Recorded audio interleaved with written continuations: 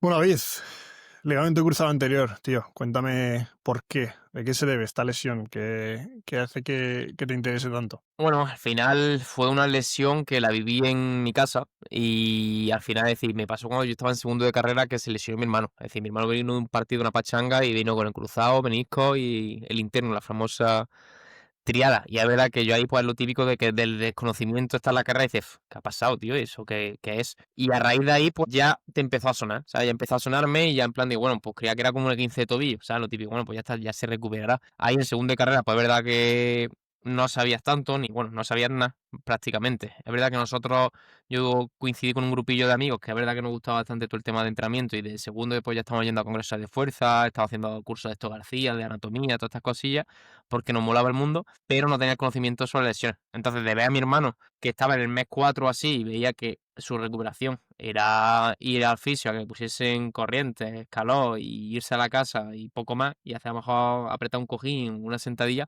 era cuando yo veía como que algo no iba bien, ¿sabes? Veía en plan, tío, ¿cómo puede ser que lleve 4 o 5 meses y esté que lo máximo que hace es subir escaleras y ya está? Y veo gente en la NBA, en el fútbol, etcétera, que está en el mes 5 y está ya volviendo con el equipo. Y era un poco como mi dicotomía de ver, porque unos están bien y otros están mal. Y a raíz de ahí, pues ya directamente, hilando un poco ahí, me acuerdo yo que la típica época de Michael Boyle, de entrenamiento funcional que nos da a todos en la carrera, pues empecé a ver todo este tema del trabajo de funcional, trabajo en plan de unilateral, etcétera. Y bueno, pues mi hermano me sirvió ahí un poco de conejillo de India. Dije, bueno, no tenemos nada que perder, vamos a empezar a entrenar y vamos a hacer de ese trabajo de fuerza desquetar. Y vimos que al final, con solamente un mesecillo y medio, vimos con un cambio de llevar 5 meses fatal a en un mes y medio directamente ver muchos cambios positivos, ¿saben? Fue entonces, hostia, aquí hay algo, ¿sabes? ¿Qué pasa? Que ahí me partió un poco la idea de en plan de, tío, vale, gente que tiene muchos recursos, como pues, que esté en primera, en segunda división, pues sí tiene esa vía, ¿vale? De tener esos accesos, pero luego gente de a pie están súper perdidos, ¿sabes? Es decir, era en plan de gente estaba muy perdida, gente creía que esas recuperaciones pasivas eran lo mejor, y era como en plan un poco hilar esa mezcla de rendimiento, entrenamiento con la lesión, ¿sabes? Y a partir de ahí pues empecé ya pues, a formarme, a darle más caña, etcétera, hasta llegar a un punto ya de ir cogiendo más gente, de lesionar el ligamento cruzado anterior, y a partir de ahí pues ensayo y error, estudiando, yendo a congresos y directamente pues ver que al final esa parte activa desde el tratamiento del día uno pues era lo esencial. ¿Tú eres fisio o prepa? Yo soy prepa, yo hice Vale. CAFIF. Y metiéndote en este campo, antes de meternos más en detalle acerca de la LCA, que creo que nos meteremos a tope, ¿qué te has encontrado con muchas barreras respecto a ver, ya no con las personas que trabajas, porque supongo que es fácil tirar un concepto así, pero con las barreras un poco que se pueden encontrar en España de decir, ostras, no eres fisio, ¿qué haces tratando lesiones? ¿No? Sí, es decir, antiguamente, es decir, cuando empezamos hubo mucha crítica porque, es decir, al final hace 7 años lo que es la figura del redactador ni existía, ¿sabes? Era en plan de, estaban unos cuantos que venían del equipo de primera división, etcétera, pero lo que es la figura del redactador era como en plan de eso qué es, ¿sabes? Y había mucho pique en plan de fisios sobre todo más antiguos con los nuevos cafés que empezaron esa parte de redactación a eso no es para nada, eso lo está inventando, ¿qué pasa? Que al final poco a poco hubo una demanda tan grande que al final, tú lo has visto, que al final, pues de pasar de solamente de tenerlo el Madrid y el Barça y 3 o 4 equipos, a directamente a día de hoy que lo tienen desde equipo de tercera ref hasta primera división, cualquier disciplina, centro de alto rendimiento, etcétera, y se instauró esa figura, ¿sabes? Entonces, ¿qué pasa? Que al principio, estos 5 años ha sido un poco de lucha de, vemos que había mucho beneficio, vimos que podíamos aportar mucho, que no es que quitarle el trabajo, sino que podíamos aportarle mucho a ese trabajo conjunto, y vimos que al final, si de verdad miramos al paciente o la persona, veíamos muchas diferencias en los que hacían esa combinación de fisio más ese trabajo activo y llevado un poco por el café o por el preva a los que no lo hacían. Y por eso también poco a poco, a nivel de trauma, etcétera, también empezó a llevarse mucho y a ganar mucha fama, porque al final nosotros que trabajamos con muchos traumas es lo que te decía, dice, a ver, si es que a mí me viene gente que solamente hacía una cosa y me viene gente que está con prepa y es que veo que el 90% que va al prepa desde las primeras semanas es que va mucho mejor que los otros. Entonces, que sí, que le duele por lo que sea, pues le puede doler, pero es que nosotros al final, si miramos al paciente, vemos que hay mucha más diferencia cuando la figura del preparador físico está desde el principio que no. ¿Qué pasa? Que al final ese prepa, pues sí es verdad que se tiene que especializar mucho en el tema de la lesión, ¿sabes? Porque no es en plan, bueno, lo pongo a entrenar, RFD, CMJ y listo, no, así que no, que al final tiene que conocer a full la lesión, tiene que conocer todo lo que influye en ella y a partir de ahí adaptar el entrenamiento a la semana y al momento que está la persona, ¿sabes? Entonces, sí, ese debate siempre ha estado y creo que lo bueno que a día de hoy muchos fisios, cada vez las nuevas generaciones ven que esa parte es muy importante y yo creo que ya está cambiando, sobre todo porque al final toda la gente que conozco, sobre todo de mi entorno, todos los jóvenes al final saben que es crucial esa unión de fisio-prepa. Y ahora mismo las críticas más vienen por gente más mayor, a partir de 40, 45, que no han visto esa figura, que directamente no quieren tampoco darle voz a eso y que al final directamente están siempre en plan, eso no vale para nada y están con esa crítica porque tampoco han dado pie a directamente a trabajar en conjunto. Pero yo creo que ya poco a poco casi todas las nuevas generaciones saben que los dos son súper importantes del día uno. ¿Sabes? Que no es que uno sea mejor que otro, sino que al final los dos van a ser la clave, pero los dos desde los primeros momentos. Y cuando tú trabajas, o sea, desde que has empezado, desde el inicio, digamos, porque ahora seguramente ya tendrás un grupo de personas que están mucho más, más conjunto, pero desde el principio, ¿qué hacías? ¿Trabajabas con el deportista que tenía la lesión y coordinabas con el fisio con el que él trabajaba, etcétera, etcétera? ¿O cómo era ese proceso? Sí, a ver, yo es que tuve la suerte, que es decir, que yo en cuarto de carrera ya directamente estaba haciendo incluso un máster en sistemas dinámicos complejos y estaba acabando la carrera. Entonces directamente en ese máster ya te hablan de todo lo que influía, como al final no A más B igual a C, sino que al final influyen muchísimos factores y directamente ese máster los ponentes era mitad fisio, mitad café. ¿Sabes? Entonces ya venías con la idea de, hostia, eso está guay. Y tuve la suerte que al final yo, antes de terminar la carrera, hice las prácticas en un centro médico deportivo donde el fisio que había era una bomba. Es decir, que a día de hoy es uno de mis mejores amigos y era una bomba, ¿sabes? Porque ya era un fisio joven que era, sí, siendo fisio era el mejor preparador físico que había conocido, ¿sabes? Porque era un abuso a nivel de entrenamiento y ya desde las prácticas que estuve allí era en plan todo el rato conexión y hablando un poco de ese trabajo en conjunto, ¿sabes? Y directamente es que él, que también te chocaba, porque tú salías a carrera y de repente lo veías en la sala entrenando y sé qué, y dice, no, toma, ahora te lo dejo a ti a la media hora. Y a ti eso no te...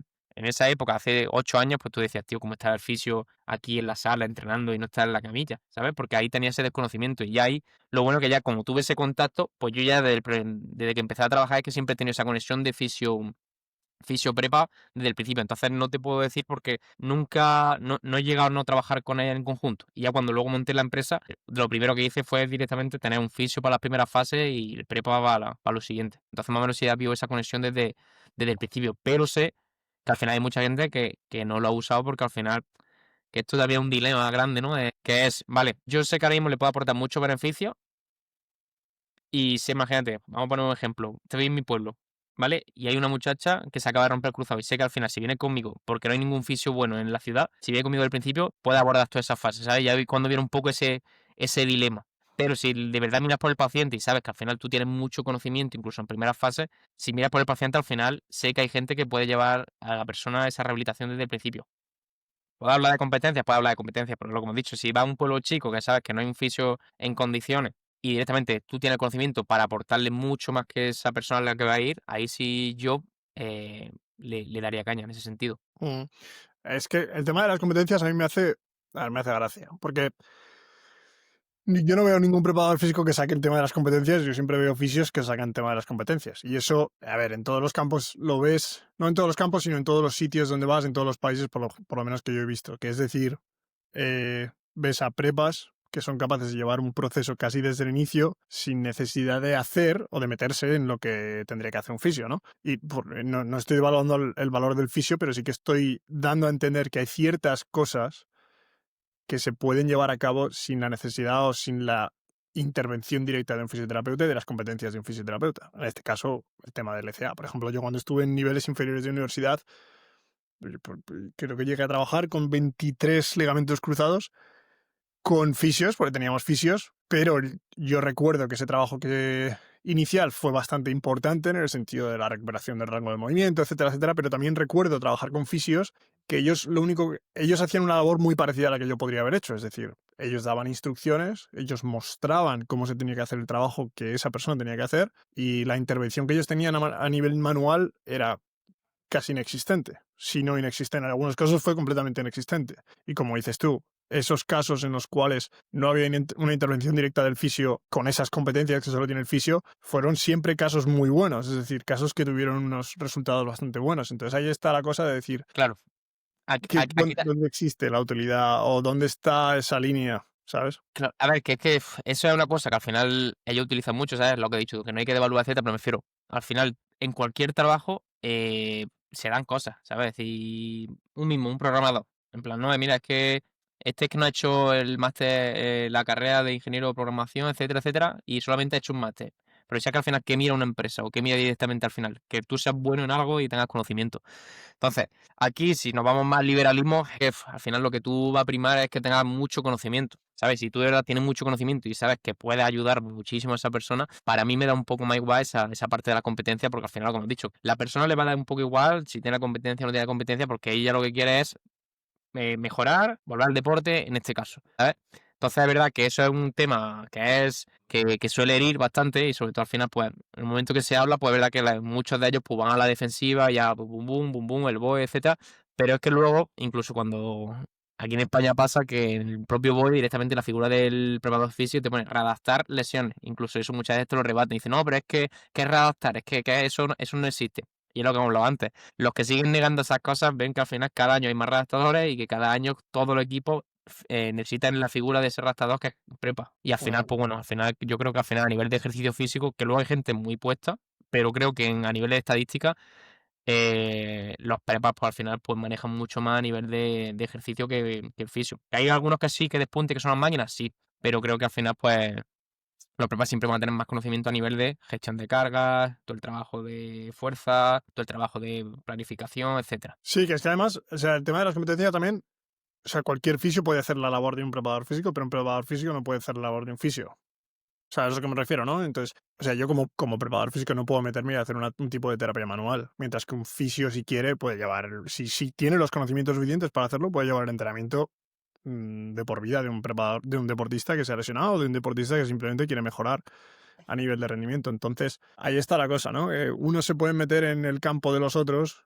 porque realmente no hay una línea que defina lo que puedes y no puedes hacer, mientras que sí que hay una línea que defiende el otro lado, ¿no? Entonces, bueno, a ver, es un debate que te puedes meter aquí a hablar Sí, es durante un mucho debate rato, pero que, a ver, que no llega a ningún sitio y yo creo que al final lo bueno es eso, que al final la gente joven, sobre todo los que están saliendo, ese debate ya no está, ¿sabes? Que al final sobre ojo, todo algo más de old school, de lucha al final, aunque digan no es más lucha de ego, porque hemos hablado que al final, como decía un ponente que tenía yo, dice, escúchame, quien sepa, es decir, que haga lo que sepa, si que al final lo importante es el conocimiento y saber un correcto. poco que lo que tú haces muestra resultados. Entonces, yo he sido un poco más liberal. Y en ese sentido, por ejemplo, yo en la empresa, ahora mismo son 5 fisios y 4 cafés. Y es que, si te soy sincero, es decir, de todos, los 9 saben hacer todo. Porque al final mi idea en la empresa ha sido enseñarle a que sepan llevar todo, desde un preparatorio, una fase 1, una fase más avanzada, etcétera. Es verdad que luego, pues directamente hay gente que está un poco más especializada en una parte, o gente que está especializada un poco más en otra parte, pero, es decir, ahora mismo todo el miembro de mi equipo sabría llevar desde el día preoperatorio hasta volver al rendimiento y mantener un año en rendimiento, da igual que sea fisio o café, porque al final, lo que me he dicho, al final lo importante es el conocimiento y se ve que está en las buenas manos posible. Correcto, correcto. A ver, yo creo que esa es la conclusión, ¿no? Que es que da igual un poco lo que sea. Se han establecido una serie de nombres y de reglas y de profesiones que al final se acaban borrando con aquellas personas que saben meterse en ambos campos o que saben hacer toda la parte del proceso. No tienes que ser el mejor de a todo, pero realmente lo que tienes que saber es llevar un proceso que tenga sentido. Eh, Quiero pasar por la lesión del LCA más o menos como históricamente, es decir, me gustaría preguntarte al principio el tema del mecanismo de lesión del ligamento cruzado y más o menos cualquier lesión drástica de rodilla. ¿Cómo la ves tú en ese sentido? En el sentido de si tú estás trabajando con una persona sana, una de las cosas de las que se habla siempre, tema de prevención, etcétera, etcétera. ¿Qué ves tú en ese sentido? Es decir, a nivel de mecánicas, a nivel de prevención, a nivel del trabajo previo a que eso pueda suceder. A ver, esto es un tema complejo porque al final, por lo que todo el mundo sabemos, no se puede prevenir la lesión y al final pues influyen más de 3.000 y pico factores. Está siempre el gráfico este del dolor lumbar, de todo el tema psicológico, cognitivo, fuerza, biomecánico, etcétera. Y al final, pues esos más de 3.000 factores, seguramente lo que nosotros podamos controlar son 1.500. ¿Qué pasa? Que es mejor controlar esos 1.500 que no controlarlo. Entonces nosotros sí trabajamos un poco en plan, para mí, lo ideal va a ser, lo primero que la persona tenga cierto hábito, ¿vale? Porque al final, por mucho que entrene como un toro, pero si luego te está durmiendo 5 horas, se acuesta a las 2 de la mañana, se levanta a las 7 y come lo primero que pilla, pues es verdad que seguramente pues a mí me influye menos si tiene el glúteo activo más fuerte o menos fuerte, porque al final sé que eso va a ser un factor más de riesgo que al final potenciar, por así decirlo, los aductores de cadera en ese sentido. Pero bueno, si es una persona que bueno, tiene ciertos hábitos estables, sí es verdad que para mí mi forma de ver un poco lo que es el entrenamiento, la adaptación y mezclar un rendimiento sería un poco la variabilidad, ¿sabes? Es decir, de que esa persona, pero no la variabilidad típico de pues hago muchos gestos sin intensidad y ya está, y variable, no, sino que al final haya un principio de variabilidad de que esa persona cada vez sea más fuerte en más contextos posibles. Que sea más fuerte en una pierna, que sea más fuerte saltando, que sea más fuerte aplicando fuerza en un apoyo. Y al final que se dé toda esa fuerza en diferentes planos, en trabajo unilateral, simétrico, bilateral. Yo un poco, como veo un poco la filosofía, como nosotros lo planteamos en Mamuma, es vamos a hacer la persona lo más resiliente posible para lo que luego se pueda encontrar. A mí, por ejemplo, yo no soy partidario, ¿vale? Que lo respeto, pero nosotros no somos partidarios de los ejercicios básicos, de, venga, pasamos solamente peso muerto, sentadilla, pre de banca y dominada y listo, ¿sabes? Porque al final yo creo que para mí, es decir, estar fuerte no solamente levantar pesado, que lo es, sino ser capaz de ser lo más adaptativo posible a cualquier tipo de situación. Entonces, pues es verdad que nosotros, a nivel de prevención, a nivel de reducción de riesgo lesional, me gustaría, pues eso, que una persona salte, que una persona sea capaz de saltar en diferentes planos, a diferentes intensidades, con más carga, con menos carga, que sea capaz de moverse más rápido, con carga más pesada, que sea capaz al final de trabajar en diferentes planos de movimiento y que vaya fluido, y luego directamente que sea un atleta, ¿sabes? Eso sería un poco para mí lo que serían los principios que yo contemplo como preparador físico de cara a lo que intento enseñar sobre todo a la gente que viene a Bomume o a los deportistas de élite que llevamos, ¿sabes?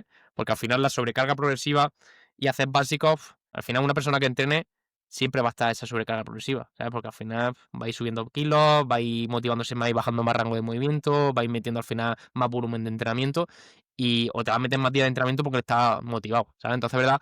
Que me gusta más y lo que vi yo antiguamente cuando al final me formé más en tema de esto de powerlifting, etcétera, pues es que al final pues sí, estaban fuertes, pero venían resentidos por todos lados, con dolor en muchas articulaciones, etcétera, y al final buscaba que veía, bajo mi punto de vista, que se sobrecargaba siempre mucho un mismo patrón.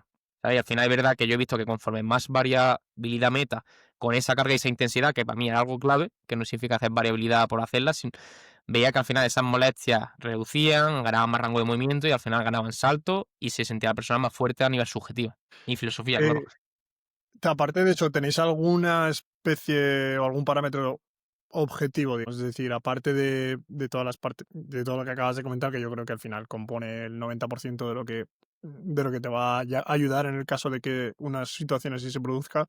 ¿Tenéis algún parámetro que observéis? Por ejemplo, hicimos un podcast no hace mucho acerca del C+.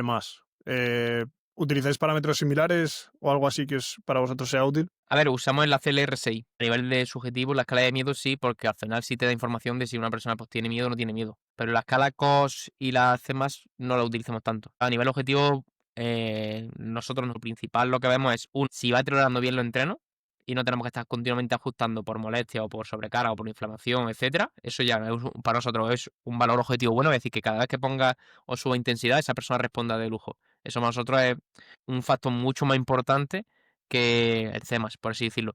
Y luego, pues los test de fuerza que yo creo que utilizamos la mayoría. ¿Sabes? Que tampoco también se está llevando la moda de no tener datos objetivos porque supuestamente no valen, pero yo creo que al final, si llevamos 30 años cogiendo datos, por ejemplo, de un CMJ en una pierna, creo que tampoco hay que desprestigiarlo y que para mí, por ejemplo, sí me sirve, ¿sabes? Porque si yo hago un protocolo de 4 semanas y veo que pasa de saltar 35 centímetros a saltar 42, yo ahí estoy viendo todos los valores que luego intento analizar por separado. Estoy viendo que está mejorando su estado neuromuscular, su coordinación intramuscular, etcétera, y no tengo que irme en plan, venga, vamos a trabajar esto por separado, esto por separado. Entonces es verdad que tener CMJ a la pierna, las leyes extensión lo utilizamos mucho, unas Bristol, si son algunos de los test o de ejercicios que sí valoramos continuamente para ir viendo un poco las ganancias. Porque al final, si tú vas ganando fuerza o vas ganando salto en unos test, conforme pasa el tiempo, al final estás viendo mejoras que luego intentas tú analizar de forma aislada. Entonces, es verdad Claro. que yo soy una mezcla de cosas objetivas, pero luego en plan,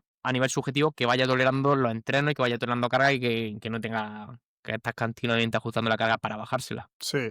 Y a nivel, a ver, retirando sobre el C+, pero a nivel mecánico, biomecánico, ¿tenéis alguna cosa, por ejemplo, en campo, en pista, que os diga o que os guste mirar? Sí, bueno, ahí directamente lo que hacemos es el Inuit test o deceleraciones de 90 grados, un cambio de 120, 180, si es verdad que lo graba a cámara lenta y directamente pues, ahí pues, analiza pues, si baja el centro de masa, si inclina el tronco, si directamente tiene un pelvic drop, eso sí lo sabemos analizar, metemos cámara lenta que se grabe la persona, como al final trabajamos con mucho online, pues decimos que ponga el trípode o que ponga el móvil en una botella de agua, directamente pues a lo mejor por típico, voy corriendo, freno lateralmente y salgo. y a uno de 180. Y ahí directamente si analizamos a cámara lenta, pues o una mecánica de frenada delantera, pues directamente ves, pues eso, si es capaz de afectar cada rodilla, si compensa mucho con bisagra de cadera, si directamente inclina o no inclina el tronco, o directamente si no es capaz ni de echar un poquito de peso a esa rodilla, porque al final es un factor de riesgo. Si al final todo lo que estás haciendo entrenar, estás compensando continuamente con la cadena posterior, por el momento que llega y tengas que saltar una pierna, te empuje y tengas que caer casi de pie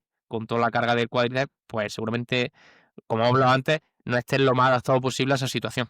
Entonces, un poco la idea es no vamos a buscar siempre un cambio de dirección perfecto, porque eso en el deporte no se va a dar, porque es algo caótico, pero al final, cuanto más tipos de cambio de dirección hayas hecho y al final, cuanto más sepas tú, gestionas tu centro de masa y tu penúltimo apoyo, pues es verdad que al final, a nivel de evidencia, pues se ve que va a reducir el riesgo de lesionar. Pero lo dicho, tampoco nos obsesionamos con, hostia, mira, ha hecho 5 cambios de dirección y este tercero se ha ido un poquito a algo, porque al final, para mí, es una tontería porque es que eso se va a dar en cualquier deporte. Sí, sí, sí, que al final es un análisis mucho más cualitativo que otra cosa, que es decir, yo lo miro, lo analizo y más o menos cualquier persona que entienda un poco el movimiento humano y que haya trabajado con bastantes deportistas sabe entender cómo funciona eso, ¿no? Es decir, qué es lo que estoy viendo aquí y qué me está diciendo este tipo de movimiento, porque al final todo se basa en, o sea, por ejemplo, desde mi punto de vista, cuando nosotros hacemos intervenciones observacionales así, se basan mucho más en la fluidez en la que con la que ese deportista se mueve en diferentes situaciones, exactamente la mecánica que está utilizando para salir de esa situación, ¿no? Que observarás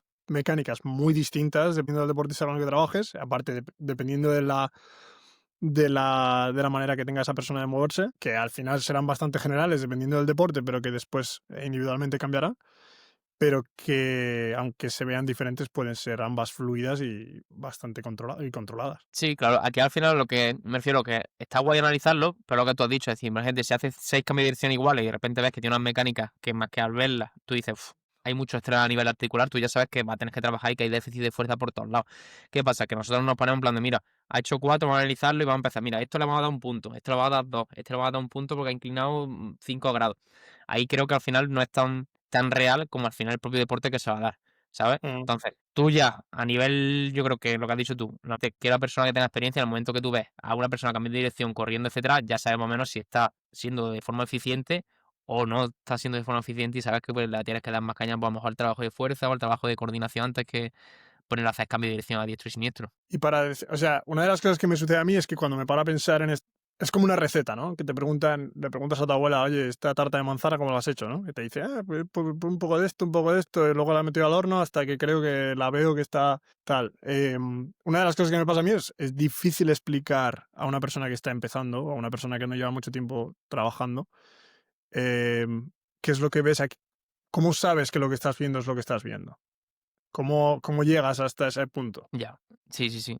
A ver, tú dices explicárselo directamente al paciente, ¿no? Al cliente. Al paciente o simplemente a una persona que lo que quiere hacer es llegar a ese punto de decir, hostia, yo puedo ver un vídeo y decir, vale, esto es lo que estoy viendo. O sea, esto es lo que puedo yo comunicar al paciente y esta es la intervención que yo tengo que hacer. Claro. Y yo, por ejemplo, si es a nivel presencial, pues directamente ya lo pones en posición de inclino el tronco hacia la rodilla esta, no hago el penúltimo apoyo y directamente lo pones en esa posición de que bascule el peso y ya directamente él, a nivel consciente, ya ve un poco el estrés a nivel articular de esa rodilla cuando más o menos orienta el peso a la otra pierna o la orienta directamente a la pierna de la frenada. O sea, entonces Mm. ya él se va haciendo consciente y luego directamente nosotros lo que hacemos a cámara lenta, le ponemos el ejemplo de a lo mejor yo o algún entrenador haciéndoselo bien versus luego en plan él cómo inclina, por ejemplo, el trompo o cómo abre mucho las piernas. Y ¿qué pasa? Que al final, es lo que has dicho tú, todo esto va a depender un poco de la persona, porque hay algunos que se lo va a explicar y le va a dar igual, que va a decir, vale, muy bien, ¿sabes? Mm.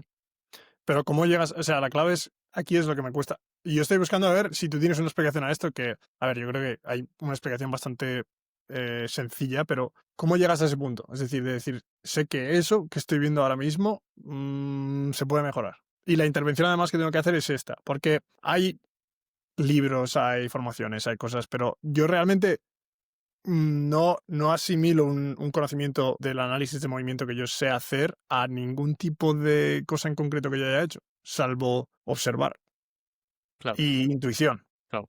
A ver, es que aquí nosotros es lo que te he comentado, tampoco es que nos enfoquemos a full en que el cambio de dirección sea perfecto, etcétera, sino que al final yo lo que le explico al paciente o en este caso a algún deportista es, vale, mira, vamos a hacer muchos cambios de dirección. Al final no es uno mejor que otro. Al final lo importante es que tú sepas salir de esa posición de ventaja en mecánica, incluso cuando vaya a un plan más de extraarticular, lo mejor posible. ¿Sabes? Entonces, ¿qué pasa? Que hay formas de salir más eficientes, que al final, pues si lo pones en la posición, y formas de salir menos eficientes, pero que también son necesarias y que al final en función del deporte pues se va a dar una u otra. Pero aquí tampoco buscamos nosotros como que se obsesione mucho con esa técnica o con esto está perfecto o no, porque al final luego lo que nos ha pasado muchas veces cuando le ha explicado cómo se pone, cómo se baja el centro de masa, cómo orientar, que a lo mejor luego directamente estás entrenando, estás haciendo algún ejercicio y te está en plan ya con el run run de enfocándose en plan, hostia, mira, he cambiado de dirección y no me ha agachado, esto. Entonces, de verdad que tampoco nos gusta eso, sino que al final empezamos a ponerlo mucho a ese tipo de cambio de dirección, que primero sea fuerte, después tenga un buen patrón rotacional, que después en plan haya trabajado la pliometría en ese plano para que sepa pues, aplicar fuerza con borde interno, borde externo, etcétera. Y a partir de ahí, pues vamos poniendo los diferentes cambios de dirección. ¿Sabes? Le hemos Ujú. explicado un poco la técnica para quitar estrés, pero no le. Yo ahí, por ejemplo, no le he explicado en plan, mira, esto es la forma más eficiente, etcétera, y tenemos que caer siempre así, sino que al final lo que le hago ver es que va a tener que hacer mucho tipo de cambio de dirección y que en el deporte se van a dar una infinidad gigante, ¿sabes? Y aquí le pongo el ejemplo de que cuántas veces al final él se le habrá ido la rodilla o algo antes de lesionarse y ni le pasó nada, ¿sabes? Porque una de las cosas que más se enfoca la gente después de la lesión del CA es que la rodilla se le vaya para adentro. Y Mm. aquí al final, pues lo que yo siempre le explico para que se calme es que esa rodilla se ha ido para adentro, pues si lleva 20 años jugando al fútbol, pues los 19 antes de la lesión, ¿sabes? Que no significa que ahora lo tenga que evitar, etcétera. Pero es verdad Ujú. que, bueno, que le ayuda un poco a gestionar para que se quite esa sensación. Pero el problema es que si al final te enfocas tanto en esa técnica, explicarle que al final esto es lo perfecto, que aquí es como más, creo que al final se obsesionan más de la cuenta y que al final para mí no creo que sea tan importante de cara a reducir tanto ese ratio de lesión. Sí, ¿no? Es que además una de las cosas que veo con el valgo, por ejemplo, que es el ejemplo de toda la vida, que toda la gente se obsesiona un poco con ese movimiento y la realidad es lo que has dicho tú, ¿no? Que en un partido, por ejemplo, en un partido de la NBA, que yo veo un montón, puedes ver caídas de todo tipo, de aceleraciones de todo tipo, en las cuales, según los libros, todas ellas deberían acabar En lesión. drásticamente en algún tipo de lesión. Y la realidad es que la lesión en esas posiciones acaba siendo un porcentaje tan pequeño, o sea, podríamos decir que es que ni siquiera de todos los movimientos que suceden en pista, de todos los partidos que hay, es un porcentaje menor al 1%, incluso menor, bastante menor que eso, ¿no? ¿Cómo, hablando del valgo primero, quieres hablar un poco, pero esto es un tema que yo siempre he trillado muchísimo, no sé tú Sí. cómo lo explicas en ese sentido, ¿cómo hablas del valgo, cómo explicas el valgo a tus clientes? Vale, a ver, para que la gente un poco lo haga en contexto, el valgo ha sido como el demonio, ¿no? Ha sido lo que más siempre se ha asociado todo el ratio de lesión, porque al final todo el análisis que haces de lesiones, normalmente pues se ve pues, esa rotación interna de cadera, ese exceso de sobrepronación y que la rodilla o la tibia pues rota y se rompe. ¿Qué pasa? Que aquí hay un poco de debate y al final pues nadie tiene la verdad absoluta, porque está como los puristas de que la lesión se lleva al valgo y no me cuenten milongas porque tiene que trabajar la mecánica sí o sí y que no se vaya nunca a valgo porque eso es estrés. Y los puristas de que todo se adapta y que al final pues que no hay que tener tampoco nunca en cuenta eso, que al final si todo va a valgo y tiene un déficit del copo en fuerza, pues no pasa nada, ¿sabes? Que se irá adaptando. Entonces, lo primero que le explico a los pacientes o a los clientes es que ese valgo se va a dar y que se vaya dando, como te he dicho a ti, toda la vida. Y en el momento que se meta, tú, luego está el debate de no, es que son gente de élite y la gente de élite es que directamente sobrevive más. Pero es decir, tú te vas a la pachanga del partido de tu pueblo este fin de semana y analiza a cámara lenta cualquier aterrizaje, cualquier cambio de dirección, etcétera. Y es que te digo perfectamente que hay valgo, porque nosotros lo hemos hecho, incluso muchas veces a los pacientes le hemos dicho, mira, tú que te obsesionas tanto, vete el próximo día a una pachanga de tu pueblo, de baloncesto o lo que sea, y graba a una persona durante un partido a cámara lenta. Y va a ver que esas posiciones de valgo, de rotación interna, de sobrepronación, etcétera, se van a dar durante todo el partido, lo que tú has dicho. Que bueno, que a veces pasa así, pero ¿cuántas veces no ha pasado? Si llevas 19 años entrando en ese cambio de dirección así, pasa, bueno, pasa. Pero es que influyen muchas cosas. Aquí un poco el debate de qué se produce antes. Un desajuste neurocognitivo que no te da capacidad de reajustar y que esa, al final esa capacidad refleja, no es capaz de activar los usos y al final salir de ahí de esa posición que tiene riesgo, o directamente que ese valgo. ¿Sabes? Porque si en ese valgo entramos muchísimo a lo largo de la vida. ¿Qué pasa? Que si directamente, lo que hemos dicho, se activan bien y ese RFD temprano de menos de 50 se activa y esa capacidad refleja se activa, tú sales de ahí y no pasa absolutamente nada, ¿vale? Porque es una posición de ventaja mecánica. Entonces aquí a los pacientes les decimos, mira, que no se raye tanto con el valgo, que se ha dado toda la vida y que directamente va a seguir siendo. ¿Qué pasa? Que aquí lo que decimos, vale, si tú, por ejemplo, en todos los ejercicios que te proponemos, sentadilla, pistol, un salto, etcétera, tienes esa tendencia a irte continuamente para adentro, pues estamos viendo que tiene un potencial déficit a nivel de cadera y a nivel de complejo pie-tobillo y que lo vamos a trabajar por lo que hemos dicho antes, porque son factores que sí podemos mejorar, ¿vale? Pero que no te rayes porque de vez en cuando en un salto, en un drop ya, en un cambio de dirección se te vaya algo porque es que eso es lo más normal y incluso para mí lo tienes que ir tolerando, como hemos hablado antes un poco de ese principio de realidad, que al final lo que nosotros hacemos es, vale, primero vamos a corregir todos esos déficits, pero luego lo que vamos a hacer es ejercicio de ventaja mecánica donde se dé ese valgo. Por ejemplo, un drop bound lateral, tú saltas un cajón a la pierna y saltas al lado, ya se va a dar ese potencial valgo. Hacer un skater jump va a dar también un poquito. Hacer una zancada multidisciplinar o una subida lateral al cajón y se va a dar en cierta medida. Entonces es verdad que nosotros buscamos también trabajar esa posición tanto a nivel de fuerza como a nivel de un poco de plío o ese índice reactivo para que al final sea capaz también todos sus tejidos de responder bien en esa parte de cuando se vaya al final a ese Ah, rango supuestamente más vulnerable. ¿Qué es lo primero que haces con esa persona? ¿Qué es lo que se puede esperar una persona que se ha lesionado el cruzado? Bueno, primero valorarle la fase en la que está. Es decir, si viene a nosotros, pues, entrevista con él y ve un poco cómo se ha lesionado y aparte de eso, ver en qué fase está. Si se ha operado o no se ha operado, si está haciendo conservador y a partir de ahí directamente poner una serie de test. Si se acaba de operar, pues bueno, le ponemos test más sencillitos de movilidad, sentido de la posición, capacidad así de discriminar, etcétera. Si está un poquito más avanzado, vamos a poner para la gente que se acaba de lesionar y que está viendo el podcast, pues directamente lo que nosotros hacemos es una serie de test de fuerza, más objetivos, ¿vale? Si es capaz de hacer sentadilla de la pierna, si es capaz de hacer un puente de disco a 30 grados, si es capaz de hacer una leg extension, y ahí directamente todos esos valores que nos da, ya sabemos en plan, por mucho que lleve 4, 7 o 9 meses operado, que es otro de los fallos grandes, que la gente dice, no, yo es que llevo ya 7 meses, pero a lo mejor lo hacen los test y a nivel de criterio de fuerza es que está en un mes, 2 y medio, 3. Y es que dice, no, ya es que me han dicho que corre, está en el mes 5 y le hace, no es capaz ni de levantar una plaquita en la leg extension, ni de levantarse una pierna de una silla, ¿sabes? Entonces es cuando dice, "Va, pues seguramente vamos a esperar un poquito porque es que tienes déficit de fuerza de copón, que para mí esos déficits de fuerza sí son muy importantes, porque al final también estos 5 años pasando por 600, 700 rodillas por nosotros, pues es verdad que hemos visto que la déficit de fuerza, pues es lo que más información nos da, ¿sabes? Porque si tú no tienes fuerza para levantarte una pierna, no vas a tener fuerza para correr, ¿sabes? Por mucho que hagas cuestionario o lo que sea. Entonces Ah, vemos eso y a partir de ahí directamente ya le educamos en plan, mira, estamos en esta parte y hay que mejorar todo esto. Y a partir de ahí, pues ya directamente la vas programando el entrenamiento y ya lo importante en este caso es ver cómo va tolerando los entrenamientos día a día. Que eso es lo que he dicho antes, que para mí es lo fundamental. Que la gente al final espera una valoración, pero al final la valoración más importante es ver cómo entrena y ver cómo está tolerando el entreno. ¿Sabes? Porque puede salir muchas veces que haga sentadilla una pierna, que haga la extensión, haga un puente de isquio, pero luego en plan le mete salto a cajón y le da miedo, le mete directamente una zancada y tiene dolor cuando se pone a 90 grados, ¿sabes? Entonces es como ver un poco los dos, tener los objetivos, pero luego ir viendo sobre todo cómo va progresando en el día a día y cómo va tolerando esas cargas. si yo me acabo de lesionar el ligamento cruzado, el tema de la cirugía se habla muchas veces. Incluso ves personas que te dicen, sí, la cirugía es completamente necesaria, no, la cirugía no es necesaria. ¿Cómo lo enfocáis eso vosotros? Pues bueno, aquí ayer incluso grabé un vídeo de YouTube de 20 minutos hablando de eso, para luego si quieres profundizar, pero bueno, aquí es que hay mucho debate. Es decir, yo creo que ahora mismo en nuestro nicho hay debate por todos lados, en competencias, en quién lo lleva, operar o no operar, menisco, etcétera. Y en el LCA, ¿qué pasa? Yo siempre le digo a las personas lo mismo. ¿Cuántas personas, o tú mismo, cuántas personas, Rodri, conoces tú que se han operado? Todas las que han tenido ligamento cruzado. ¿Cuántas conoces que no se han operado? De tu amigo, de tu familia, de gente. Nadie.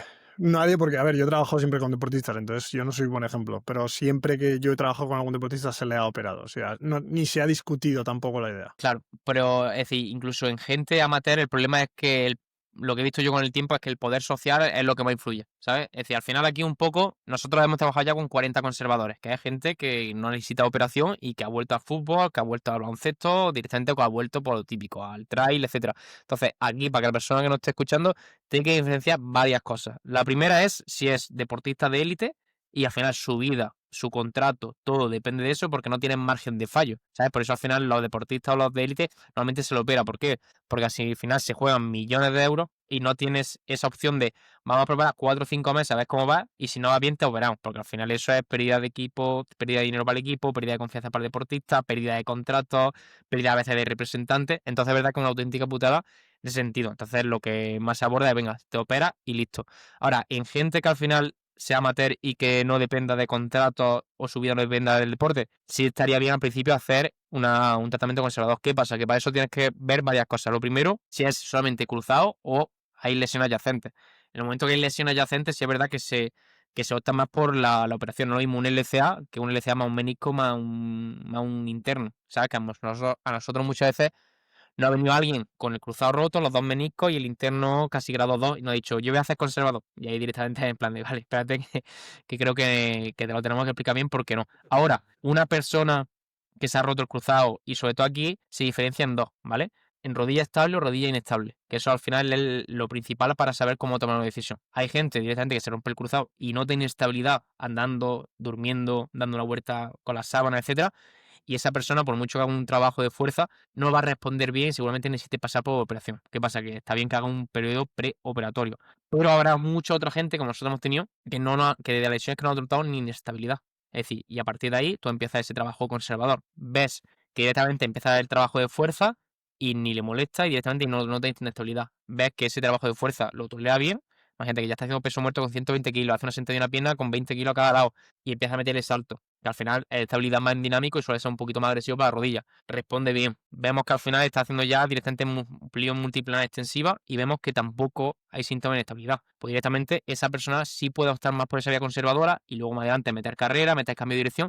Y si durante todo ese proceso, que a lo mejor son 4 o 6 meses, no ha habido ningún síntoma de inestabilidad, esa persona yo sí optaría por el conservador. O yo, si me parto de el cruzado, haría eso. Ahora, ¿qué pasa? Que si tú imagínate, esa persona responde bien en el trabajo de fuerza, pero a la mínima que mete algo de pliometría, nota como que se le sale y se le entra la rodilla, seguramente ya sea opción quirúrgica, ¿vale? Y luego también va a depender un poco del deporte. No lo mismo lo que tú has dicho, que tengas 18 años, juegas al fútbol 5 veces en semana, más tenis, y al final pues no tengas tanto margen de maniobra, versus una persona que al final tenga 30 años y lo que haga es ir al gimnasio, echar una pachanga de pádel de vez en cuando e irse con la bici, ¿sabes? Todo hay que valorar un poco la persona. ¿Qué pasa? En esta parte de joven deportista, aquí es la que hay, para mí, un poco de dilema, porque nosotros hemos llevado gente de 18, 19 años que ha hecho el conservador, que es deportista, que juega al fútbol y que no ha necesitado operación. Y que a día de hoy lleva ya 4 años jugando sin necesidad de la operación. Porque esto luego, una de las cosas que normalmente la gente achaca es el típico comentario cuñado, en plan, bueno, es que si no te operas, se te puede ir la rodilla. Pero es decir, cuánto es el ratio de recaída después de una operación? Que se habla del 20 al 30%, ¿sabes? Entonces, si tú me dijeses que la operación te queda ya perfecto y te quedas con una rodilla estable para toda la vida, pues yo te diría, en plan, se opera sin problema. Pero estamos viendo que al final los porcentajes de recaída cada vez son más altos y que al final lo que nosotros vemos al final especializando en la rodilla es que muchas veces las operaciones se cargan a la gente. ¿Sabes? Que es un porcentaje bajito, pero es decir, al que le toca, la jodida rodilla a veces de por vida. Y luego igual, el otro comentario es la artrosis. En plan, no, pero es que si no te opera ahora va a tener más artrosis mayor, pero es que la evidencia científica que hay no es sólida. Y los estudios que hay buenos, con buena metodología, buena variable extrapolable, etcétera, vemos que al final, a 30 y 40 años, la calidad de vida es la misma a nivel de gente que se ha operado versus gente que no se ha operado. O sea, entonces aquí es como, después de explicarte todo esto, ¿qué pasa? Que esto nosotros se lo explicamos al paciente o al cliente y después, como todo su entorno y su familia le digan en plan que ten cuidado, que la rodilla, que no te ha operado, al final termina operándose. Y nosotros hemos tenido Ujú. gente en la élite súper estable que al final se ha operado más que por el run run en la cabeza de que todo el mundo se opera. Sí, ¿qué hace que un deportista, o sea, por ejemplo, hablo de deportistas porque suelen ser los casos más extremos al final. ¿Qué hace que un deportista que tú hayas visto llegue y un tratamiento conservador de buen resultado? Es decir, que tú puedas volver, o sea, la idea de que puedas volver a jugar un deporte de tal intensidad sin necesidad de tener un ligamento cruzado. Lo esencial pasa en las fases. Es decir, nosotros aquí lo establecemos un poco como si se hubiese operado. Es decir, nosotros la fase es fase de movilidad, si tiene limitación o no tiene limitación, que es la primera. Una vez que se vaya esa, ya fase de fuerza y bioextensiva, ver cómo tolera eso y directamente si tiene síntomas de inestabilidad o no. Si eso está perfecto, nos vamos a la siguiente fase, que ya fuerza multiplanar, máxima velocidad de ejecución, olímpicos, estas de ya de más caña para la rodilla y plío un poquito más intensa y multiplanar. Que eso ya es cosas más exigentes a lo que él se puede encontrar en su deporte. ¿Que responde bien? Pues directamente nosotros decimos que vamos para adelante y ya empezamos a meter carrera, cambio de dirección, hasta que metemos poco a poco el deporte específico que él quiere hacer. Si es pádel, pues directamente nosotros ya pues si lo tenemos todo el sistema protocolizado para ir metiendo los gestos del pádel poco a poco, empezando de menos a más, a partir de ahí pachanga con gente de menos nivel, clase de pádel si quiere y directamente empezar a echar pachanga y si no falla pues directamente se sigue por esa vía. ¿Qué pasa? Que la gente dice, no, pero es que eso a lo mejor son 4 o 5 meses y dices, pero es que a lo mejor te ahorran la operación. Pero que, o sea, también en el sentido de tú has visto a un deportista que ha llegado y qué es lo que, antes de que incluso tú puedas hacer todas esas valoraciones, ¿crees que hay algo que clasifica a esas personas? Es decir, imagínate, no sé, tíos que han practicado varios deportes, no solo uno, tíos que también tenían mucha base de fuerza, etcétera, etcétera. Hay cosas primarias anteriores a la lesión que tú digas, ostras, esto normalmente, si una persona que puede utilizar un tratamiento conservador suele tener estas características antes de que me lleguen a mí. Pues si te soy sincero, es decir, Antiguamente te hubiese dicho eso, gente que esté con mucha experiencia de fuerza o gente que haya hecho mucho deporte de chico porque tenía mucha coordinación, etcétera, y al final, pues verdad que a nivel de gestionar un poco su cuerpo va a posiciones de menos estrés. Pero lo que me ha dicho un poco lo que es la experiencia es que da igual. ¿Sabes? Que tiene gente que tú lo ves futbolistas súper poco coordinados, pero la peor persona coordinada del mundo que le explica 20 veces una cosa y no puede, le pone la regresión más fácil y la hace mal que dices tú, ya no sé ni pero luego jugando al fútbol una máquina, ¿sabes? Y ves que de repente, por mucho que entrene y que digas tú, cae rígido, no sé qué, incluso sabiendo las máximas regresiones, etcétera, y dicen, hostia, y ves que directamente no se va a rodillas. Y luego tiene gente que está súper fuerte, que lo ves moverse, lo típico que lo ves y dices, un espectáculo, está fuerte, salta, etcétera, y que sí se le va a la rodilla. ¿Sabes? Entonces, antiguamente te hubiera dicho que sí, a día de hoy la experiencia me ha dicho que no influye. ¿Sabes? Eso me ha pasado muchas veces también con las valoraciones de fuerza. Me ha pasado que muchas veces la gente, al final nosotros tenemos un porcentaje de recaída bajo, porque al final de todos los que pasan años, que pasan 200, la verdad que recae menos de 3 4 personas, que es muy bajito. O sea, yo toco Wow. madera para que siga siendo así. ¿Recae gente? Sí, porque al final, como he dicho, que siempre va a recaer y hay miles de factores que influyen. Pero me hizo gracia que al final muchas veces, bueno, me hizo gracia que veía que muchas veces gente que se mueve peor o que al final entrena peor, no recaía y luego gente que al final muchas veces lo que consideran los más fuertes que han pasado por el programa sí han recaído. ¿Sabes? Ya no sabes si luego a nivel de juego es porque pues, van mucho más agresivos, van etcétera, y los que van así más flojos pues van más a medio gas. Pero es una curiosidad que me llamó bastante la atención. Que tú, gente que tú lo ves y dices, escúchame, este no se va a volver a romper la vida porque está fuerte y cae. Y gente que tú dices, este toco madera porque es que seguramente recae y ves que lleva 4 o 5 años jugando al fútbol sin ningún problema. Sí, macho, eres la segunda persona que en el podcast dice eso, porque cuando hicimos el podcast con Jesús Olivares, que estuvimos hablando del C+, es lo primero que dijo. Y además es una de las cosas que yo siempre digo. Es decir, que el que más preparado está es el que más riesgo tiene, normalmente, porque el que más preparado es el rendimiento y la salud suelen ir de la mano hasta que no. Es decir, hay un punto que nunca se sabe cuál es, que el tío que más rinde, el tío más fuerte, el tío que más salta, el tío que más corre, es el tío que más riesgo tiene de fastidiarse. Y luego, que más riesgo. O sea, por ejemplo, el tío que más ha resonado acerca del ligamento cruzado es Derrick Rose en la NBA. Es un tío que era una bestia. O sea, a nivel físico era de lo mejor que había y de lo mejor que hubiera habido si hubiera seguido con su carrera. Creo que recayó 3 veces o 4, no estoy seguro. O 3 veces seguro desde la primera. Entonces, es un poco al revés, ¿no? Es decir, la persona que menos capaz es la que más segura está. Es como el que está sentado en el sofá, ¿no? Tienes mejores probabilidades de no romperte el cruzado si estás sentado en el sofá que si estás todo el día haciendo deporte. Entonces, me Sí, hace gracia cómo funciona al revés, ¿no? Que cuanto más te expones, al final es sí. cuanto más riesgo tienes. Una cosa curiosa, ¿sabes? Porque es que es la que, es decir, a nivel teórico y a nivel de congreso, evidencia, como he dicho, libros, manuales, todo te pinta al final lo que hemos dicho, el C+, estar súper fuerte, buenos niveles, el SI del 90%, etcétera. Pero es verdad que luego yo hablando con amigos que también trabajan en élite, etcétera, vemos que al final muchas veces los que recaen son eso, ¿sabes? Y ves gente que no pasa, es decir, me pasa gente que no pasa ni un test, típica persona de, está feo decirlo, pero que juega al fútbol pachangueo de su pueblo los fines de semana, etcétera, que lo que hace es beber cerveza como un cosaco, le da igual la preparación física y lo ves que lleva 5 o 6 años jugando al fútbol, todos los partidos, y no le pasa nada. Y ves a uno que se le ocurra, que tiene buenos hábitos, que entrena, que tú lo ves, dice un bicharraco, y cada 2 por 3 está cayendo. ¿Sabes? Son cosas curiosas que dices tú, "Uf", lo que has dicho, que son cosas que a veces no te las explicas, pero bueno, al final por eso muchas veces es lo de los sistemas dinámicos complejos que no podemos dar una respuesta exacta porque al final no tenemos, yo creo que no tenemos idea y al final conforme pasen los años, yo por ejemplo en mi caso tengo menos idea y sé por qué pasan No. menos cosas. Ni se inmuta con la manera que te mueves, claro, porque no puedes producir fuerza, tal y cual. Muchas veces se habla de las tendinopatías también. Igual, ¿no? La tendinopatía te la tienes que merecer. Es decir, tienes que ser un tío fuerte, un tío que salta mucho, que corre mucho para merecerte una tendinopatía. Que al final es gracioso porque te mereces la lesión cuanto más te preparas, ¿sabes? O cuanto más mejor físico tienes. A mí me hace gracia, pero es una faltada que siempre tenemos ahora cuando jugamos con gente y es bastante gracioso. Totalmente, tío. Todo este tema es algo complejo, o sea, a nivel bonito siempre queda decir, pues eso, y muchas veces también nos pasa eso a los entrenadores de fuerza, ¿no? Que creemos que el entrenamiento de fuerza es la gloria, ¿no? Yo al final vengo del mundo de strength and conditioning y entreno como un cosaco y es en plan la fuerza, la fuerza, la fuerza, pero es que muchas veces dices, "Uf", y, y estás muchas veces muy fuerte y te toca todo, ¿sabes? Y hay gente que al final no se le ocurra tanto y no, ¿qué pasa? Que a nivel de decirlo, está feo decirlo, ¿sabes? Pero a veces está un poco esa lucha en la mente de decir, hostia, A mí me pasa muchas veces que juego pachanga y veo a gente que no hace nada y de repente juega toda la semana 2 o 3 veces y lleva sin lesionarse 6 años. Y luego ves a gente que lo ves súper preparado y lo ves que cada 2 semanas tiene el isquio roto, el aductor, etcétera, y dices tú, hostia. Sí, sí, pero es que es eficiencia, tío. Es que si lo piensas, ese es el problema de la preparación física. Porque además, y yo lo digo aquí en español, jamás cuando hago un podcast en inglés no lo digo nunca por si alguien lo escucha. Pero es gracioso porque nos pensamos que somos muy importantes y lo somos. Tenemos una labor importante. Muchas veces pensamos, la gente dice, hay más preparadores físicos, más inversión en tal y cual.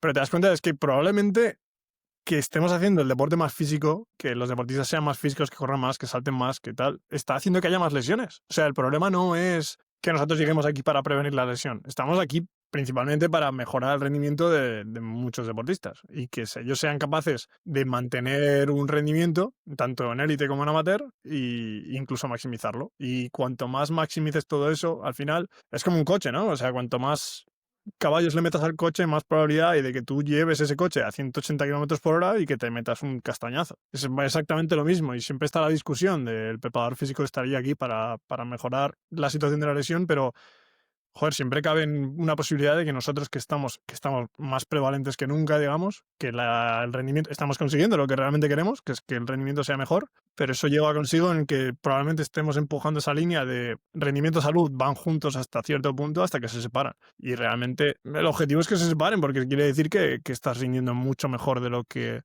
deberías, pero eso lleva un riesgo inherente que es eso, Claro. no sé, es Bueno, una y dicotomía.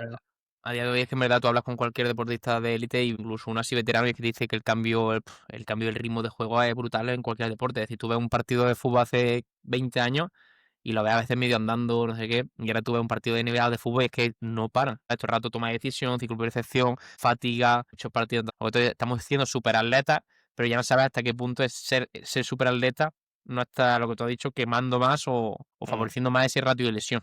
¿Sabes? Porque sí, sí, esto sí. es otro de los debates grandes, ¿no? Que está viendo de por qué ahora hay más lesiones de cruzado.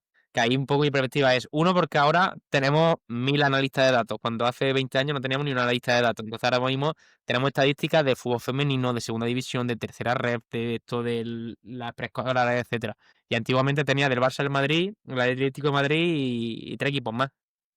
Entonces ahí tienes una estadística cada año más superior y luego lo que hemos dicho, que al final gente, ritmo de juego mucho más rápido, muchos partidos, muchos viajes, hábitos que no se están controlando tan bien. Es que al final llega un momento que son ganados, ¿sabes? Por así decirlo, el deportista ganado, en plan, ahora te muevo aquí, ahora venga, ahora otro partido, etcétera, y estás fatigado, sin dormir e intentando en cada partido darlo todo. Entonces, pues es bastante normal que Claro. haya cada vez más lesiones. Y una de las cosas que hablamos con algunos compañeros y tal es el tema de uso pues de péptidos y cosas así, que yo creo que en Estados Unidos como que se habla más de esto, no sé si tú te has metido a pensar en estas cosas, me salgo un poco completamente del tema, pero me interesa porque son cosas que se hablan en la NFL, por ejemplo, que se hablan en fútbol americano, de deportistas que se han reventado el Aquiles y vuelven en 4 meses o cosas así.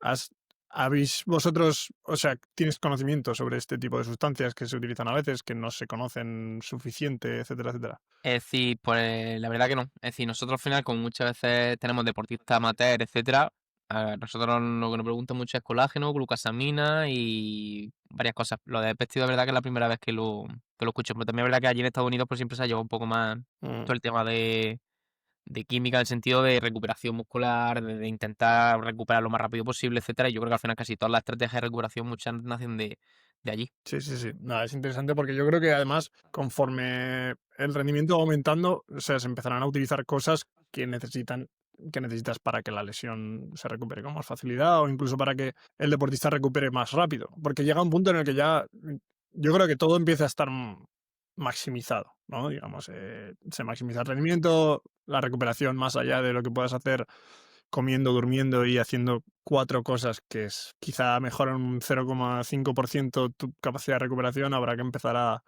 bueno, empezarán a aparecer cosas que tengan que mantener el ritmo de este juego. Y yo creo que, bueno, hay que estar abierto a eso. Yo sé que en Europa se irá, bueno, como aquí se liberaliza tanto todo, pues se prueba todo a cañonazos, a ver lo que funciona y lo que sale y lo que no, pero bueno, yo creo que dentro de poco se empezará a hablar más de eso y bueno, ya hablaremos de ello cuando se sepa más. En tema de nutrición y tal, ¿vosotros trabajáis con alguien también? Sí, nosotros, es decir, nosotros en el equipo tenemos fisio, entrenadores, prepas, nutri y psicóloga. ¿sabes? Al final nosotros sí Ajá. bordamos un poco la línea. Al final un poco la persona en el momento que entra, pues tiene pues pauta alimentaria, luego tiene acceso a sesiones grupales así de 4 o 5 personas de psicología para trabajar y mandarle aplicaciones prácticas. Y luego esa parte de fisio prepa, que se hace un poco ahí el conjunto. ¿Sabes? Es verdad que nosotros sí Ajá. he intentado que sea de verdad un equipo ahí en conjunto desde el principio, ¿sabes? Que no sea más voy aquí, voy aquí, voy aquí, voy aquí, que cada uno haga su trabajo y no, sino que al final esté un poco conectado todo.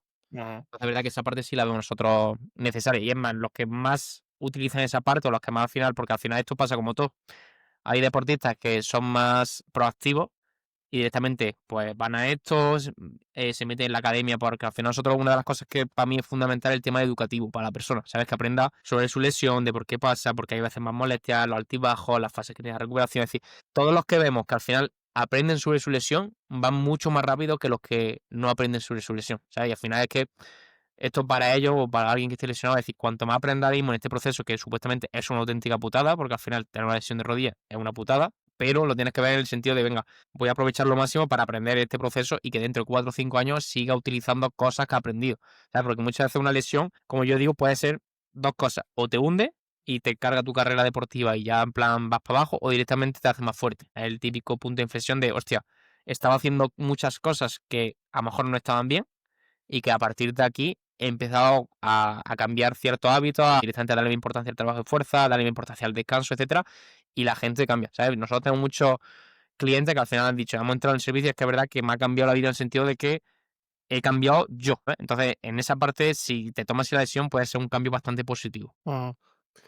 Me quiero meter en otro tema. Si, bueno, confírmame que te va bien Sí, seguir. sí, tú dale, dale, dale. Anto. Vale.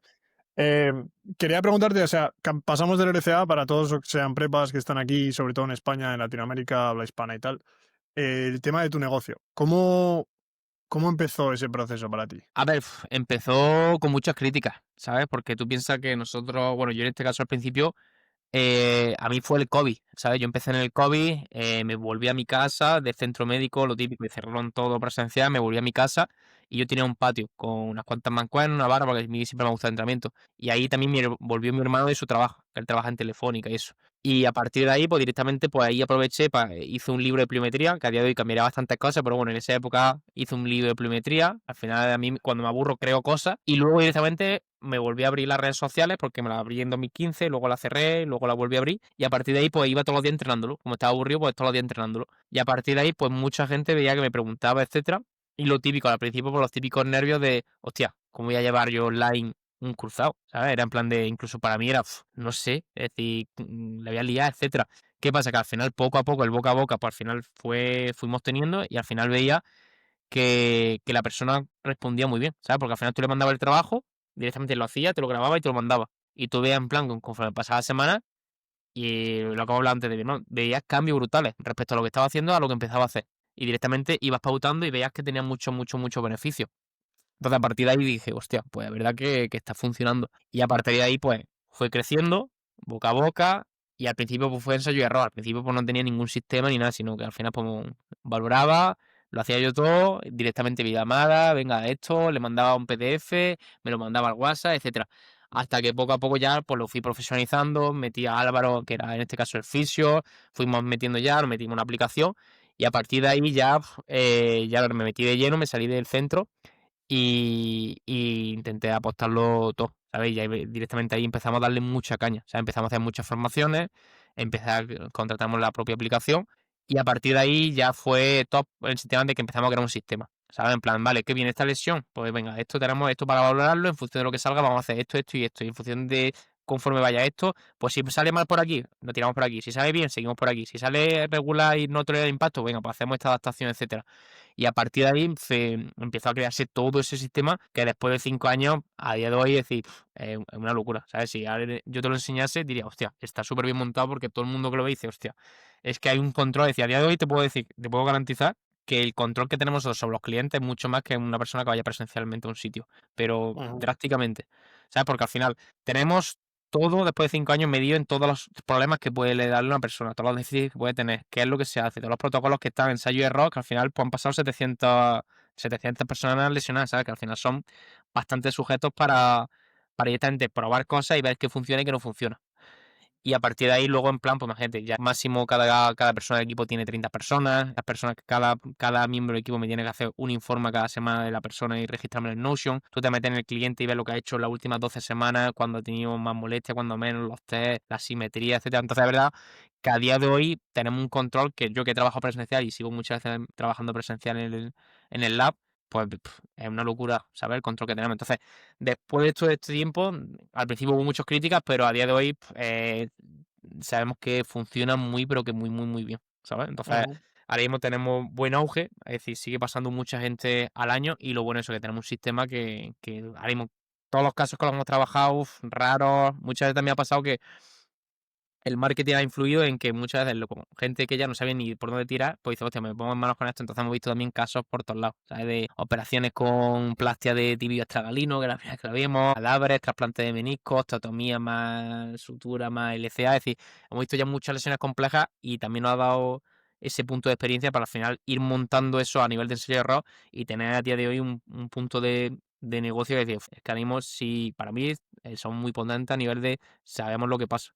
O sea, y aparte que lo bueno que también del equipo es que al final trabajan aquí, pero todos están ligados un poco a la élite. Por ejemplo, Ángel pues está en un equipo de primera división, está en Avenida Perfumería de aquí de España, otro se ha ido a la primera división de México, otro es futbolista juega jugador de baloncesto profesional, otro es el director de un centro médico en Madrid. Entonces, es verdad que tenemos esa parte de presencial, de ir viendo un poco y ensayo y error, y luego toda esta parte directamente que la extrapolamos aquí, ¿vale? Entonces, ahora mismo, a Ujú. nivel de negocio, creo que hemos pegado un subido muy grande conforme han ido pasando los años y mejorando sobre todo ese producto. Y a la hora de saltar, es decir, tú empiezas, como has dicho, ¿no? Empiezas con lo básico, que puede ser, pues decir, ¿quieres trabajar conmigo? Tal, empieza a trabajar conmigo, yo te llevo y punto. WhatsApp, lo típico, ¿no? Sí. ¿Cómo vas saliendo de cada una de esas etapas? Es decir, salgo de aquí y empiezo a montar o traigo a una persona a trabajar conmigo. La siguiente, pues empieza a trabajar con un sistema y una aplicación. La siguiente empieza a contratar peña. Es decir, empieza a pagarle a gente para que haga un trabajo similar, poder escalar, traer más gente. ¿Cómo ha sido, más o menos, si tienes que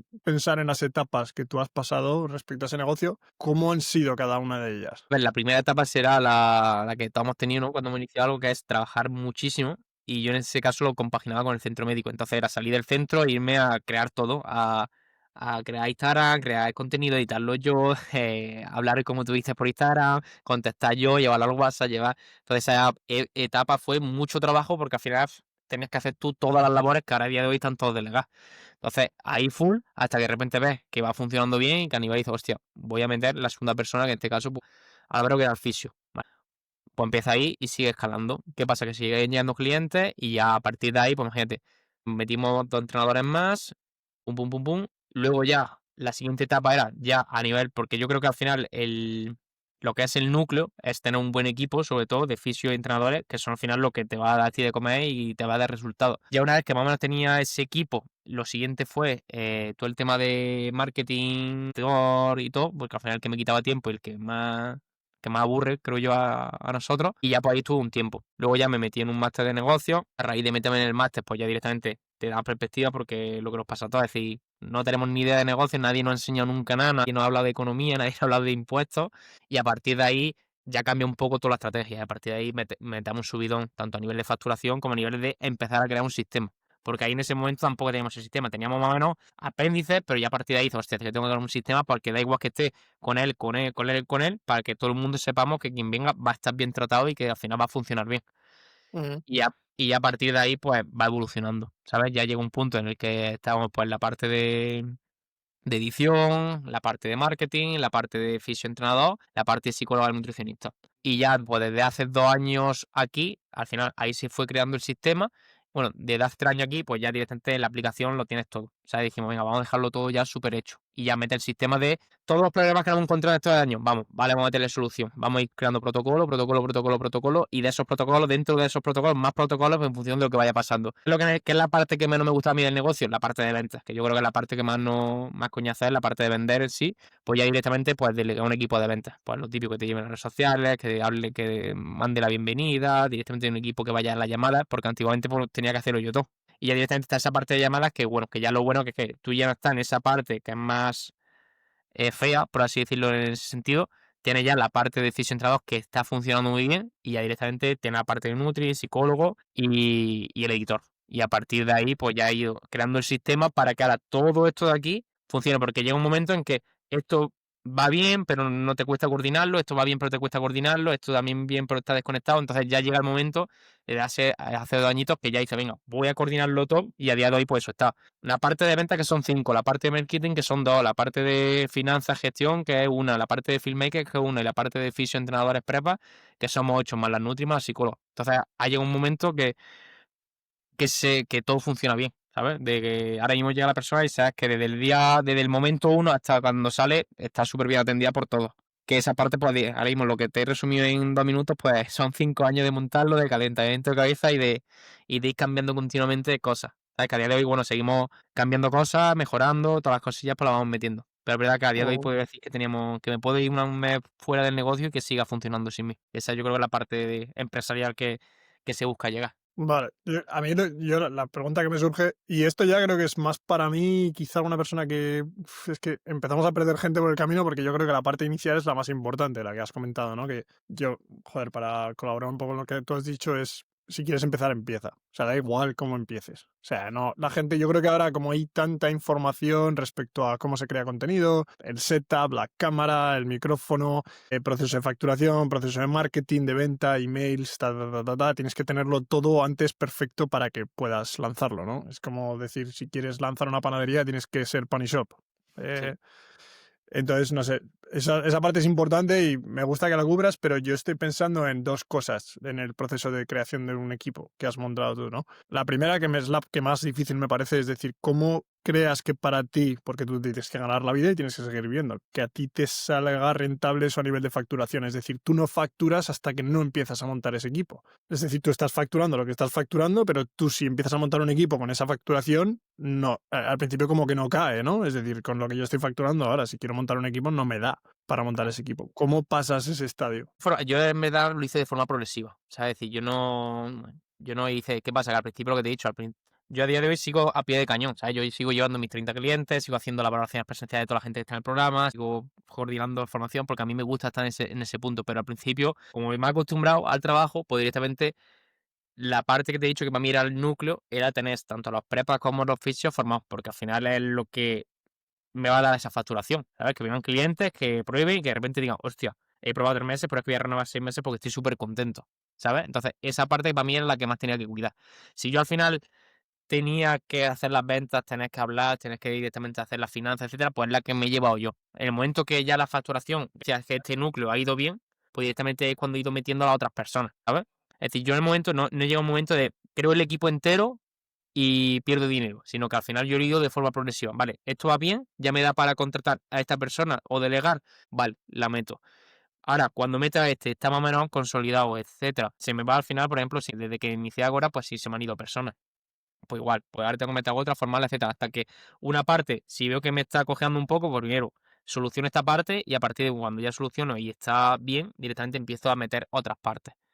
¿Sabes? Es decir, Mm, no, yo no, en ningún momento dije, venga, pues desde aquí ahora ya tengo que meter estas 5. Al revés, yo he intentado primero hacerlo yo todo para directamente al final saber todo lo que puede ser mi negocio. En el sentido de saber un poco vivirlo de dentro, los fallos, las cosas que más queman, las que menos queman, las tareas que más gustan. Y a ajá. partir de ahí, cuando esta parte, que es el núcleo, va bien, pues directamente empezar a meter la otra. O sea, que no, Y yo, a la yo hora, es que no llego en un momento de decir, meto todo y pierdo. sí, claro, que vas haciéndolo, pero aún así progresivamente, quiero decir, o sea, imagínate, voy a poner un ejemplo súper, completamente random. Que tú has empezado y por tu cuenta estás facturando 20.000 euros al mes. Claro, pasar a decir, dejo de facturar 20.000 euros al mes, tengo que contratar a un tío y darle 10.000 a él Ah, y ya. yo quedarme con 10.000 para que ese me ayude a facturar 30, ¿cómo o sea, en qué momento tú dices, no, no, que es que hay que hacerlo? Aquí es que en verdad me abrieron un poco los ojos el máster este que hice de negocio y al final pues dije, mira, que hay que hacerlo. ¿Qué pasa? Que al final, por lo que te has dicho, al final al principio es como, siempre que vamos a contratar o vamos a hacer una inversión, es como esa versión a la pérdida, en plan, hostia, mira, tener que gastar mucha pasta y no sé si va a ser rentable o si me va a escalar el negocio, me va a ayudar. En mi caso, pues ha habido muchas partes. Al final es que yo creo que al final todos los que tenemos al final un negocio, esa parte de inversión yo por lo menos la veo como fundamental. Entonces es verdad que nosotros Vale. gran parte del ingreso es reinvertir y seguir mejorando cosas para que al final a largo plazo siga esto creciendo. Pero, lo dicho, es decir, sobre todo cuando, por ejemplo, fui a montar el equipo de ventas, pero era una cosa que era en plan, hostia, es que al final lo que te he dicho, al final de tener más 10.000 para invertir en la empresa, ¿no? Otras cosas mías, por ejemplo, material, etcétera, de repente ahora tener menos 15.000 euros al mes porque sabes que ahora lo tienes que delegar aquí porque tú no lo haces. Era que esa parte al principio dices, hostia, duele. Pero es verdad que luego, cuando pasa el tiempo, dices tú, hostia, vale, no tengo esos 10 o esos 15 con lo que quieras ponerle, pero directamente te puedes ir a jugar al pádel por la tarde, te saca el perro, no estás pendiente del móvil, te vas a jugar al fútbol y a las 6 de la tarde o a las 5 de la tarde dices corto y listo. Es verdad que muchas veces no es ganar más dinero, sino muchas veces ganar más calidad de vida. Y es verdad que yo, por ejemplo, mi mindset siempre ha sido eso, ¿sabes? Yo es que es verdad que siempre he sido más de la filosofía de, venga, nos podemos morir en cualquier momento, entonces tampoco quiero... Y aparte, como trabajé en el centro médico, me rodeé muchas veces de gente de negocio que veías que era la vida que no quería yo, de estar desde las 6 de la mañana hasta las 12 de la noche, boom, boom, boom, boom, boom. Entonces yo es verdad que eso me marcó bastante y era como una cosa que no quería hacer. La he sido, porque al final cuando monto un negocio al principio, como he dicho, lo tienes que hacer, porque si no creo que es muy difícil, pero conforme pasa el tiempo yo creo que es bueno soltar, delegar y llega a un punto, que ahora es donde estamos más o menos, que todo está funcionando bien, incluso puede funcionar bien sin que esté yo. Lo que pasa es que estoy Ujú. porque me gusta. Pero Sí, es verdad sí, que, sí. es decir, que para todo el mundo que nos escuche siempre va a doler, ¿sabes? Esa primera inversión siempre va a tener miedo. Lo que pasa es que hasta cuando la haces ya directamente, pues te relajas y dices, hostia, vale. O muchas veces ves la parte positiva de, hostia, vale, estoy ganando más calidad de vida. Sí, sí, la otra parte. Bueno, a ver, también depende del modelo de negocio que te metas. Por ejemplo, el tuyo es. Tratas a una persona, cada persona es individual, ¿no? La necesidad por cada 200 personas con las que tú trabajas, tú necesitas, pues digamos, 6 8 personas, lo que sea. Necesitas que esas 8 personas estén ahí para poder trabajar con tanta gente, ¿no? Que si tú trabajas, si tú haces una formación o tal y cual, con una persona que te haga el marketing o una persona que te lleve las finanzas y tal, todo eso lo puedes llevar tú normalmente si no tienes otro trabajo, ¿no? A mí, por ejemplo, yo me encuentro en la situación ahora de que pues yo entro a trabajar a las 6:30 de la mañana y llego a casa a las 4 o a las 5, pero reventado, y luego me tengo que ir a Houston y luego a Los Ángeles y luego no sé qué, no sé cuántas. Y bueno, al final, depende de lo que estés haciendo, eso cambia. Otra pregunta que me surge a mí, porque yo, y directamente yo es que lo digo, yo en esto no tengo tanta experiencia porque no lo he hecho, y es montar el equipo. ¿Cómo montas ese equipo? ¿De dónde sale? ¿Qué recursos sacas tú para trabajar con esas Yo creo personas? que esa es la parte más complicada. Yo creo que de cualquier empresa y que todo el mundo que ha hablado, al final, montar un equipo que sea bueno, que quiera estar a largo plazo y que al final tenga sensación de pertenencia, yo creo que es lo más complicado. Y gestionar personas, es decir, a día de hoy puedo decir que es mucho más complejo que llevar un cruzado que, o que llevar rendimiento, porque al final es complicado. Eh, f- ¿Cómo montarlo? A ver, aquí es que, por ejemplo, yo también muchas veces he sido a base muchas veces de palo, ¿sabes? Al principio, todos los que empezaron no son los mismos que ahora. Yo ahora llevo ya 3 años y pico con los que son actualmente y a día de hoy creo que es el equipo definitivo y el que estoy más contento porque es verdad que el problema o lo bueno es que casi todos son amigos míos, ¿sabes? Es decir, por ejemplo, ahora a día de hoy está mi mejor amigo de carrera que es Pablo, que juega al baloncesto profesional y es un friki que estaba conmigo en la carrera, lo que pasa que él jugaba baloncesto solamente hasta que luego ya inició este proyecto y dijo, hostia, del tirón. Luego, los dos últimos, que son Carlos y Oscar, eran mis mentores cuando empecé yo en el centro médico de práctica. Luego Ángel y Carlos, que fueron, bueno, Carlos, que fue cliente nuestro primero, que él se operó de cruzado más trasplante, era fisio, directamente vivió 12 meses con nosotros, entonces ya sabía todo de dentro. Entonces dije, tío, es que en verdad, mejor que tú, y esa empatía no la va a tener nadie. Ángel luego era un chaval muy avispado, y luego Miguel, que creo que fue el único que entró por currículum, porque luego entraron dos por currículum, pero es verdad que con el tiempo pues no acabaron, por así decirlo, congeniando un poco con el equipo y iba un poco más a su aire y es verdad que prescindimos de ellos para meter en este caso a Oscar y Carlos. Ajá. Entonces esa parte ha sido más complicada y creo que la parte, si me dirías ahora mismo la parte más complicada sería eso, lo de gestionar el equipo, mantener equipo. Y yo a día de hoy creo que muchas veces me han preguntado de meter más entrenadores, etcétera, pero creo que a día de hoy yo prefiero quedarme con el volumen que movemos y no volver a calentarme la cabeza en meter una persona que no vaya bien, tener que dar la cara, etcétera, porque sé que ahora mismo los que tengo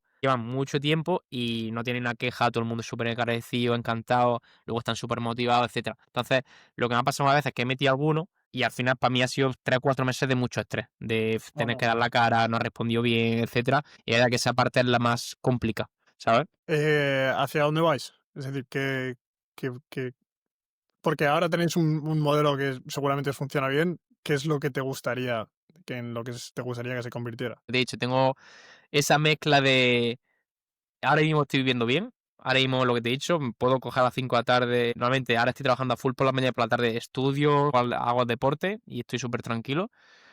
Lo dicho, tenemos un equipo de 20 personas que ahora mismo está muy bien gestionado y ahora mismo va todo súper bien. Luego tengo el equipo de fisio que afica el núcleo, que está súper formado, que está bien formateado, motivado y están súper bien. Entonces ahora mismo estoy en el punto dulce de que hace unos años no me hubiese pensado que iba hasta aquí.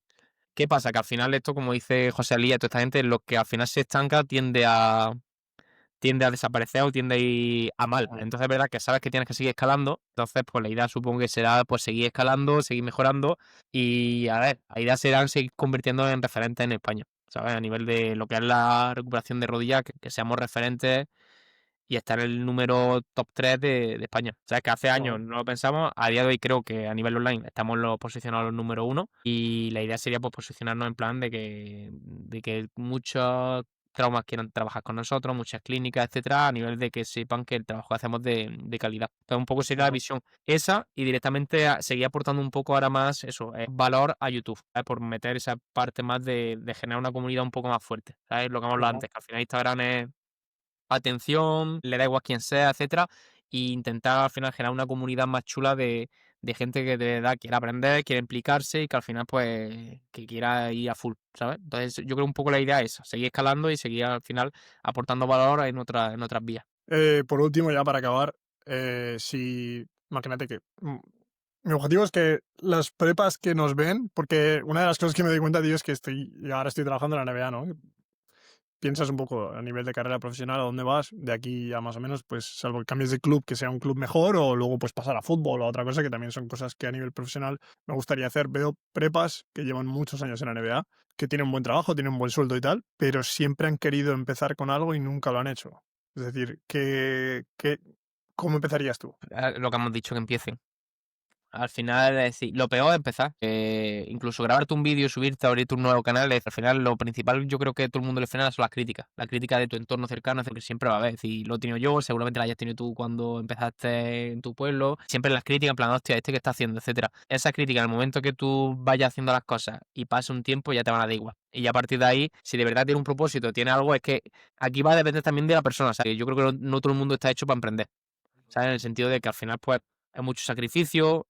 A mí, por ejemplo, es que yo, si estoy aburrido un día y tengo que ir un sábado al centro a grabar un montón de cosas, a cambiar los protocolos, que voy encantado. Ahora, si vas a emprender algo para directamente solamente ver la parte económica de dinero para sacar rentabilidad y tampoco te va a motivar mucho, pues verdad que va a tender a fracasar, ¿sabes? Pero si tú quieres montar algo de verdad porque es algo que siempre has querido, yo creo que en el momento que tú empieces, ya directamente eso te va a ir haciendo que te ajuste al mercado.